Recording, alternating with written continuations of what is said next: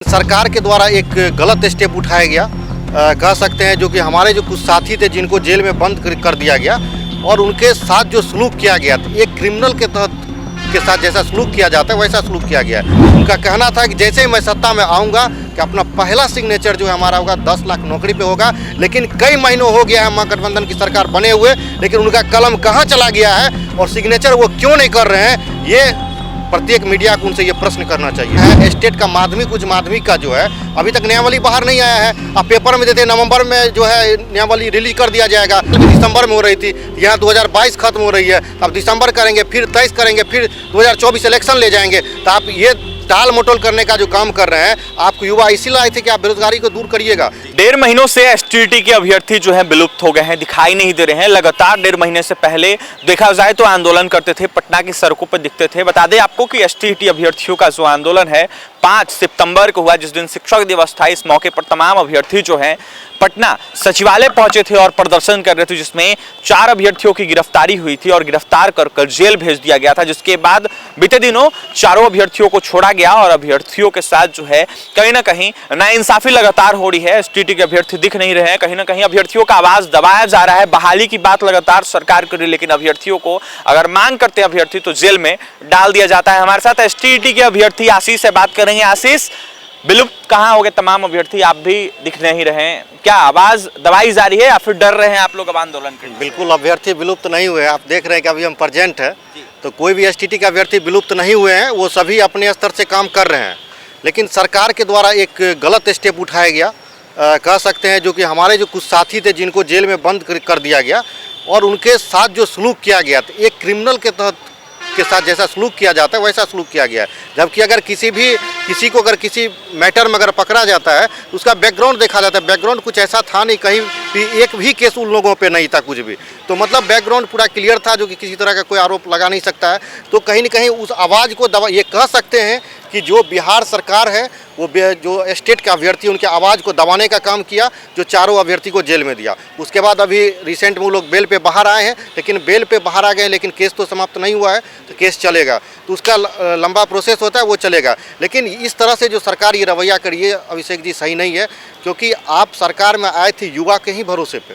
आप अगर ये बताइए, युवा अगर आपको बढ़ चढ़ के भी वोटिंग में हिस्सा नहीं लेता तो आप 115, 114 जो आप महागठबंधन आप कहते थे हमारा इतना सीट है, और जो उस समय जिस समय इलेक्शन हुआ था तो कहा जाता था जो कि भाई हमारा जो है बैलेट पेपर का काउंटिंग नहीं किया गया, इसलिए हम सत्ता में नहीं आ पाए। इनके बहुत सारे विधायक 10-12 वोट से आरजेडी के जो है वो महागठबंधन के हारे थे, कोई 100 वोट से हारे थे। तो इस तरह का प्रोसेस चला था उस समय। तो समझ लीजिए कहीं न कहीं जो बिहार के जो युवा हैं बढ़ चढ़ के हिस्सा लिए थे, और तेजस्वी जी का एक ही वादा था 10 लाख नौकरी।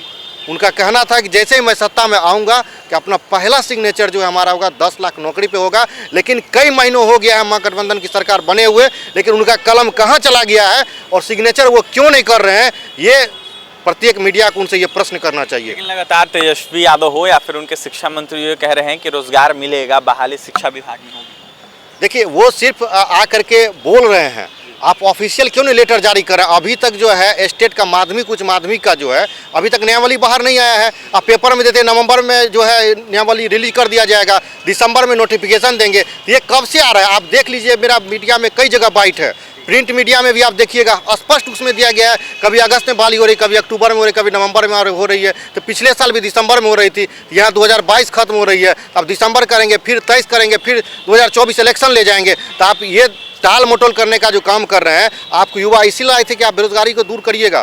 बिहार की जो समस्या है, बिहार की जो शिक्षा व्यवस्था चौपट हो गई है, जो बिना शिक्षक का जो है विद्यालय चल रहा है, माध्यमिक उच्च माध्यमिक जो विद्यालय है 9360 बिना शिक्षक का चल रहा है, इसको दूर करने के लिए जो है तेजस्वी जी को बढ़ चढ़ के सब वोट किया था। अब सत्ता में तो आ गए हैं, लेकिन आपका ये कर्तव्य बनता है कि आप अपने शिक्षा मंत्री जी के साथ मीटिंग करिए, मुख्यमंत्री जी के साथ रोज आप बैठक करते हैं, लेकिन आप शिक्षक भर्ती प्रक्रिया पे बात क्यों नहीं करते हैं?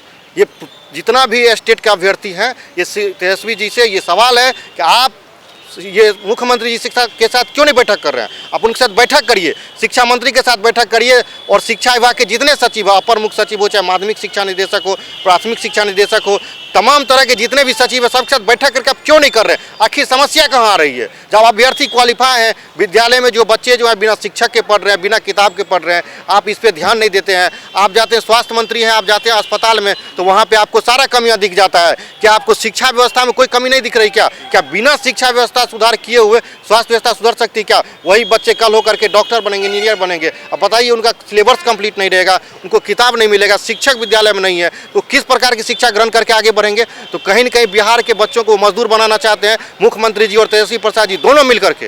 बिहार के बच्चों को मजदूर बनाना चाहते हैं। मजदूर बना करके आप फिर पलायन करिए। अभी देख रहे हैं छठ का त्योहार चल रहा है, प्रत्येक ट्रेन में देख रहे हैं कि किस तरह से मजदूर जो आ रहा है, जिस तरह से सामान को एक जगह से दूसरी जगह ले जाते हैं, उसी तरह से आखिर ये किसका देन है? कौन इतना दिन शासन किया? 17 साल से नीतीश कुमार जी हैं, मुख्यमंत्री नहीं बदला है, मुख्यमंत्री वही है। अगर मुख्यमंत्री किसी अधिकारी को निर्देश देंगे तो क्या लगता है अधिकारी उस बात को नहीं मानेंगे? संभव ही नहीं। 60-40 का लगातार बात हो रहा है, लगातार अभ्यर्थी जो है परेशान चल रही है, 60-40 है क्या? देखिए, ये 60-40 का रेशियो है, जो कि आप देखिए एकेडमिक को जो है 40% लिया जाएगा, यानी कि जो आप एकेडमिक जो मार्क्स ऑब्टेंड किए हैं उसका 40% आपका लिया जाएगा, और जो आप स्टेट या सीटेट में जो मार्क्स प्राप्त किए हैं तो उसका जो 60% लिया जाएगा। यानी कि सरकार जो है कहीं न कहीं ये मतलब नियम बना रही है कि जो आप पात्रता परीक्षा में जो अंक लाए हैं उसको वेटेज देने की बात कर रही है। ये 60-40 का रेशियो यही है। आखिर देखिए, रेशियो कुछ भी ये सब पेपर में आ रहा है, ऑफिशियल कुछ अभी तक नहीं दिया गया है। जब लोग शिक्षा विभाग के अपर मुख्य सचिव दीपक सर से मिलते हैं तो कहते हैं जो कि ये इस लेटर के बारे में हमको कोई जानकारी नहीं, हमारी तरफ से कोई रिलीज नहीं किया गया। तो पेपर में जो देता है तो कहते हैं पेपर वाले से जाके पूछिए। तो अभी 60-40 क्लियर जो अधिकारी हैं वो भी नहीं कर रहे हैं। अधिकारी क्लियर कैसे कर रहे हैं? वो बोलते हैं पेपर वाले से जाके पूछिए। तो हम पेपर में दिया था, हम आपसे कंफर्मेशन लेने के लिए आए हैं, तो आप कंफर्म कर दीजिए ना, एक ट्वीट करके कर दीजिए, एक लेटर निकाल के कर दीजिए आपके नियमावली में क्या होने वाला है, आप डोमिसाइल नीति लागू कर रहे हैं कि नहीं कर रहे हैं। ये सारा प्रोसेस आप कर दीजिए स्टेट में, प्राथमिक में, सभी जगह। बिहार के बच्चे तो बाहर नहीं जा सकते, किसी ना झारखंड में जा सकते हैं, ना मध्य प्रदेश में जा सकते हैं, किसी राज्य में नहीं जा सकते, सब जगह डोमिसाइल नीति है। तो बिहार में भी उस सारा प्रोसेस करिए, आप उस चीज़ को दिखाइए। तो आप सिर्फ जो है बहानाबाजी करते हैं, तो इससे बहानाबाजी से नहीं चलेगा। आगे आने वाले चुनाव में जो है आपको फिर समझना पड़ेगा। आशीष जी, सुनने में आ रहा है कि एसटीईटी के जो अभ्यर्थी हैं जो गायब हैं वो आने वाले दिनों में आंदोलन करेंगे, तो क्या आंदोलन आप लोग फिर से कर रहे हैं? बिल्कुल, हम लोग का आंदोलन जारी रहेगा जब तक नोटिफिकेशन नहीं निकलता है, आंदोलन होगा। अभी छठ का त्यौहार चल रहा है, अभी त्यौहार का मौसम है, इसलिए सभी अभ्यर्थी अपना त्यौहार मना रहे हैं। उतना कह सकते हैं त्यौहार क्या मनाएंगे, त्यौहार तो फीका है सबके लिए, लेकिन फिर भी आपको त्यौहार मनाना है। जितने भी अभ्यर्थी सभी को खुश रहना है, और छठ के बाद हम लोग पुनः फिर से सड़क पर उतरेंगे, पुनः आंदोलन करेंगे, और फिर से तेजस्वी यादव जी को इस पर विचार करना पड़ेगा। आप दिसंबर, जनवरी, फरवरी नहीं चलेगा, उनको नोटिफिकेशन देना पड़ेगा। गर्दनी बाग में हम लोग एकदम अनिश्चितकालीन अब हम लोग का आंदोलन होगा, वहाँ पे धरना प्रदर्शन होगा। तमाम अभ्यर्थियों को क्या संदेश दीजिएगा? जितने भी देखिए स्टेट के 19 का अभ्यर्थी हैं उनको संदेश है कि आप सभी एकजुटता बनाए रखिए और सचिवालय निरंतर जाइए। एक टीम बना करके, अलग अलग 5 सदस्यीय टीम बना करके आप सचिवालय रेगुलर जाइए। शिक्षा विभाग के प्रमुख सचिव से मिलिए, शिक्षा मंत्री जी से मिलते रहिए, और माध्यमिक शिक्षा निदेशक जो है उनसे भी आप मिलते रहिए, लगातार मिलिए और अपनी बात को रखिए। बिहार गजट का आप जरूर मेंशन करिए, जिसमें सामाजिक विज्ञान के 2 शिक्षक का बात किया गया है और कंप्यूटर साइंस के 2 शिक्षक की बात की गई है। तो इस बात को जरूर रखें वहाँ पे, यही आपको सभी की नियुक्ति पक्की करेगी, और जितना भी क्वालिफाइड अभ्यर्थी है सबका जो है नियुक्ति सुनिश्चित हो पाएगा इसी बिहार गजट के माध्यम से। तो सभी अभ्यर्थी से आग्रह है आप अपने और अपने उनके क्षेत्र के जो विधायक हैं सर, और जो MP हैं, उनसे भी आप जाकर के मिले, उन पे भी प्रेशर बनाइए कि अगले चुनाव में जब आइएगा तो आपके विद्यालय में जो, आपके क्षेत्र में जो विद्यालय है उसमें शिक्षक नहीं है, और उसके जिम्मेदार आप लोग हैं, क्योंकि आप लोग के समर्थन से ही मुख्यमंत्री और उप मुख्यमंत्री बनते हैं। हम लोग तो चुन करके भेज देते हैं MLA और MP को। तो उनका काम है कि वो प्रेशर बनाएंगे शिक्षा मंत्री पे, मुख्यमंत्री पे और तेजस्वी यादव जी पे।